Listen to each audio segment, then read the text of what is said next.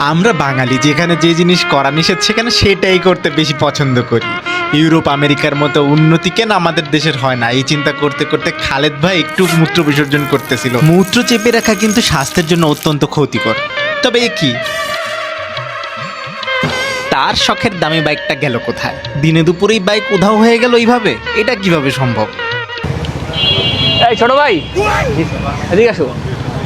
জি ভাই। তোমরা কি বাইক কিনো? হ্যাঁ হ্যাঁ, এটা বেচুন, দেখো তো কয় টাকা হয়? একদম নতুন বাইক। একদম নতুন ভাই না? কালকে কিনছেন, বেচালাম। কালকে কিনছেন? হ্যাঁ, বেচালাম, ভালো লাগে না। ভাল লাগে না না? দাম কত হইব?